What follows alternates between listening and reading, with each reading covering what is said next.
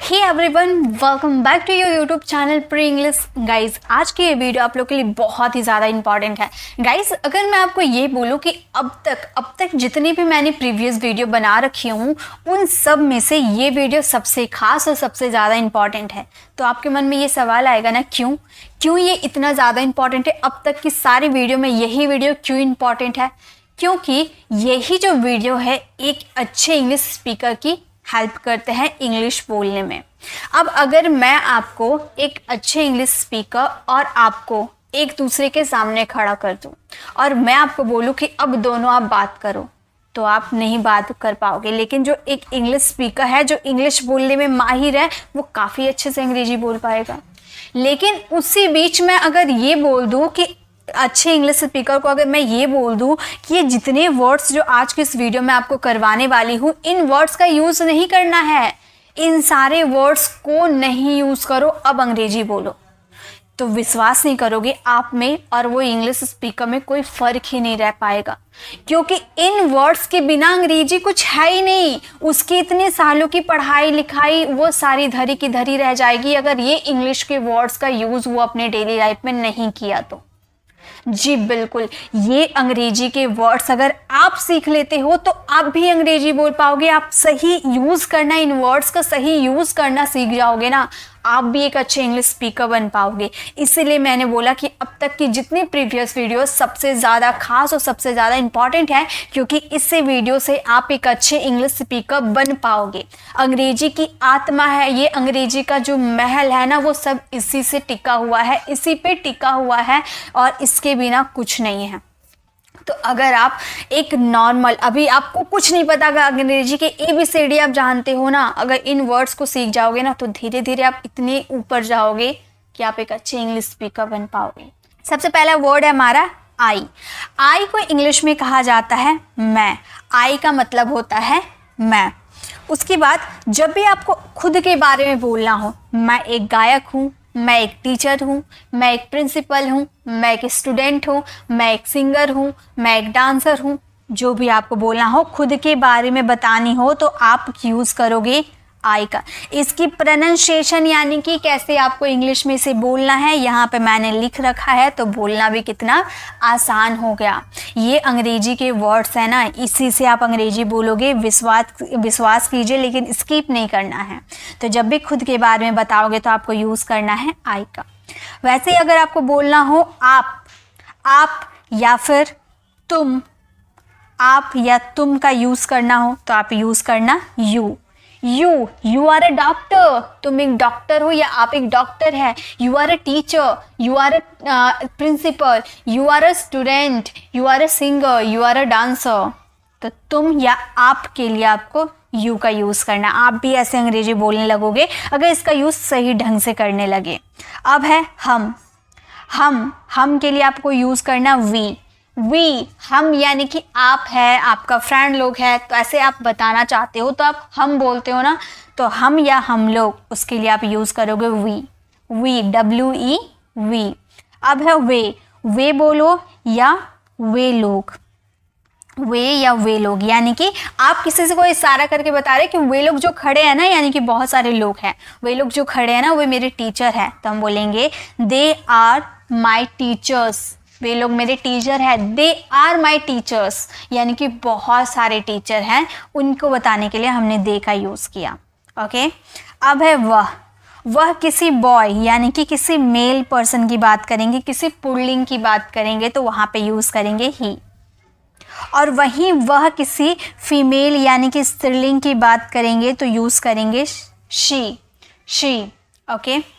अब है यह, किसी इंसान, किसी मरे हुए नॉन लिविंग की बात करोगे, नॉन लिविंग थिंग्स, ठीक है, या फिर आप किसी जानवर की बात करोगे, ठीक है, एनिमल्स की बात करोगे, तो एनिमल्स को बताने के लिए हम यूज़ करते हैं इट का। एनिमल्स को बताने के लिए यूज़ करते हैं इट का।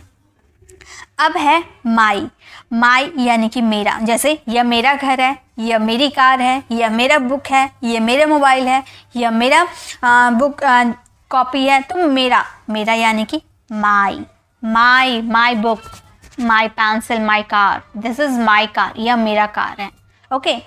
आपका, ये आपका है, या ये घर आपका है, ये ऑफिस आपका है, ये मोबाइल आपका है, यानी कि your mobile, your car, your office, your house, okay, your.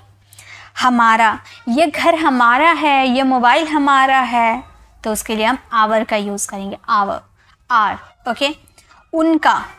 उनका यानी कि बहुत सारे लोग हैं, आप इशारा करके बता रहे हैं ये मोबाइल जो है ना उनका है, यानी कि उन लोगों का है, तो आप यूज़ करोगे देयर का यूज़ करोगे। उसका, किसी मेल का बात करोगे, ठीक है, मेल का, किसी पुल्लिंग का बात करोगे। ये जो मोबाइल है ना उसका है, वो लड़का जो खड़ा है ना उसका है, तो हम बोलेंगे दिस मोबाइल इज, या फिर दिस इज हिज मोबाइल, यह मोबाइल उसका है, दिस इज हिज मोबाइल।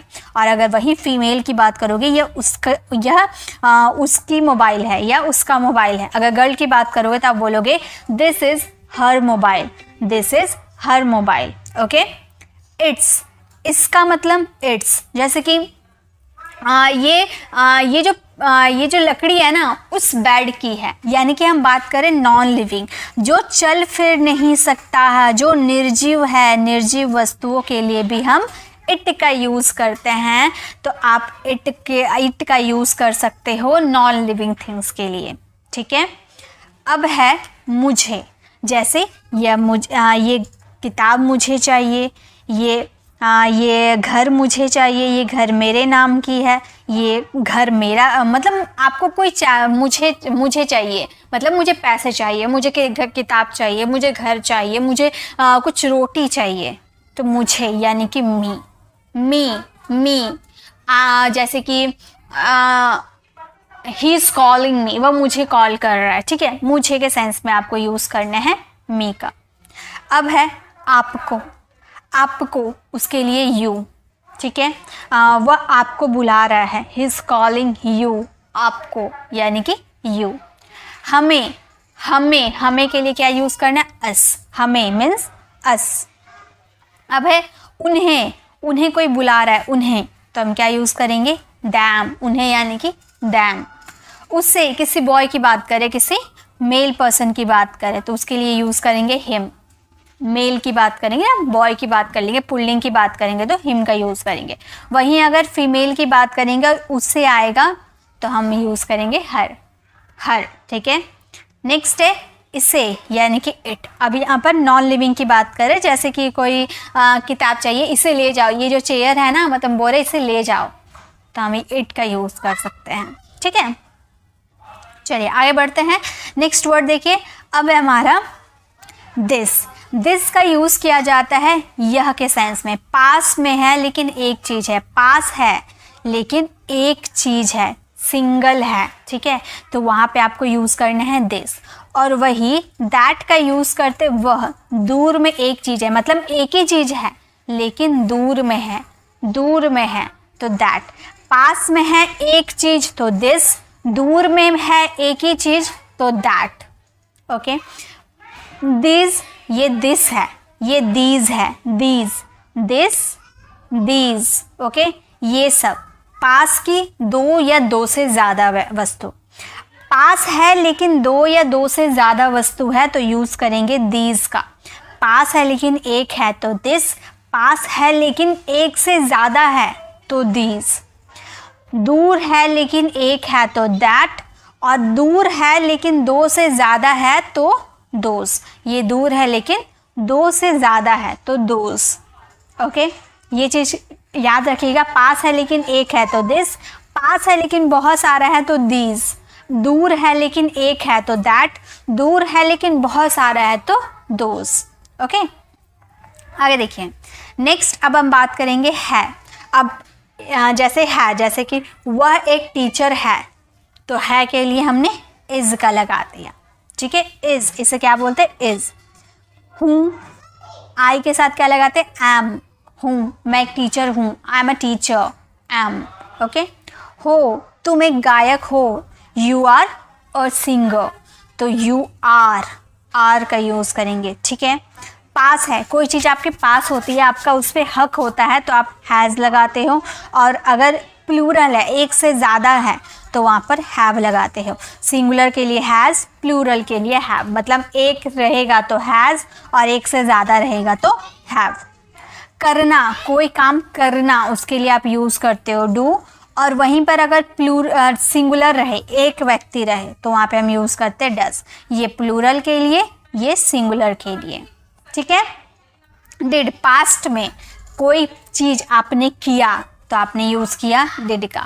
था, पास्ट के लिए था, थे, थी, आई वॉज, ही वॉज, और थे, थी के लिए वर, मतलब प्लूरल के लिए यूज़ होता है, एक से ज़्यादा वस्तुओं के लिए, एक से ज़्यादा लोग होंगे तो उसके लिए वर का यूज़ करेंगे। पास था, जैसे पास है के लिए हमने हैज़ लगाया ना प्रेजेंट में, और पास्ट में हम लगाएंगे हैड। होगा, होगी या होंगे तो हम लगाएंगे विल बी। होगा, होगी, होगे के लिए लगाएंगे विल बी। शैल भी लगाते हैं, होगा, होगी, होगे, यानी कि शैल का यूज़ बहुत ज़्यादा कम होता है लेकिन कभी कभी कर देते हैं। पास होगा या होगी, पास होंगे या होंगी, इसके लिए विल हैव, यानी कि कोई चीज़ आपके पास होगा तो उसके लिए विल हैव लगाएंगे, और कोई चीज़ पास होगा उसके लिए शैल हैव का भी यूज़ करते हैं। ये हम यूज़ करते हैं आई और वी के साथ, ये भी आई और वी के साथ, बाकी सब्जेक्ट के साथ विल का यूज़ होता है, ठीक है। आगे देखिए, आगे है सकता है। जब आपके सेंटेंस में सकता है, सकती है, सकती हूँ ऐसा आएगा तो आपको यूज़ करने कैन, CAN, कैन, ठीक है। नेक्स्ट है सका, पाया, सकूँगा, तो आप यूज़ करोगे कुड। पाया, सका, सकूँगा, इसके लिए आपको यूज़ करने हैं कुड का, ओके। नेक्स्ट है करना चाहिए, आपने किसी को एडवाइस दिया, तुम्हें वहाँ जाना चाहिए, तुम्हें दूसरों की मदद करनी चाहिए, तुम्हें उसे बुलाना चाहिए, तो यूज़ करेंगे हम शुड का। अब है करेगा या करता था, उसके लिए हम यूज़ करेंगे वुड का। वुड का यूज़ करेंगे करेगा या करता था के लिए। नेक्स्ट है चाहिए, मतलब आपको किसी चीज़ की ज़रूरत है, मुझे पैसों की ज़रूरत है या मुझे पैसे चाहिए, I need money, I need money, मुझे पैसों की ज़रूरत है, ठीक है। सकता है, सकता है के लिए मे, अब बोलोगे कैन के लिए भी सकता है तो मे 50% पॉसिबिलिटी, जैसे आप बोल सकते हो वो आ भी सकता है नहीं भी, आप ऐसे बोलते हो ना, यानी कि आपकी जो पॉसिबिलिटी, आपकी जो संभावना है बहुत कम है, 50% की है, तो आप मे का यूज़ करो, मतलब आ भी सकता है नहीं भी। और अगर 80 to 90% की पॉसिबिलिटी रही, यानी कि हाई पॉसिबिलिटी रही, तो कैन का यूज़ करेंगे।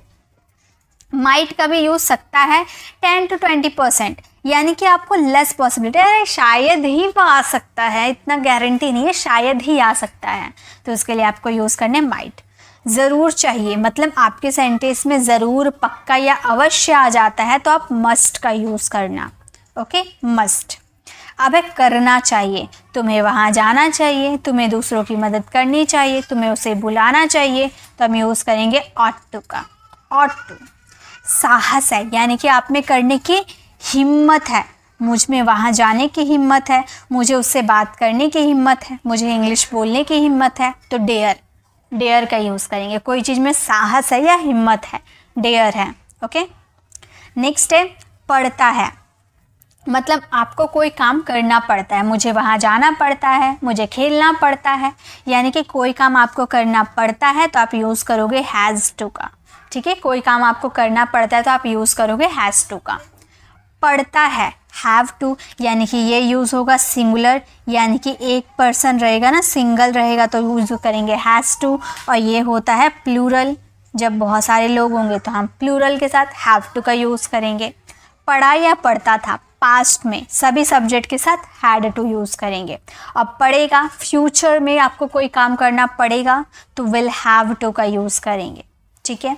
चाहिए, अभी यहाँ तो हम लोगों ने देखा था चाहिए या ज़रूरत है तो नीड का यूज़ करेंगे, ठीक है।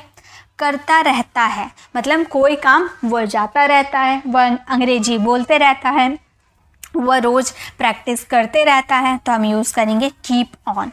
प्रेजेंट में, ठीक है, प्रेजेंट में हम यूज़ करेंगे ये प्रेजेंट, वर्तमान काल में, प्रेजेंट में कीप ऑन। और करता रहता था, पास्ट में करता रहता था तो कैप्ट ऑन, ठीक है, पास्ट में कैप्ट ऑन। और करता रहूँगा, यानी कि फ्यूचर में मैं वहाँ जाता रहूँगा, मैं इंग्लिश सीखता रहूँगा, मैं उससे बात करता रहूँगा, तो विल कीप ऑन।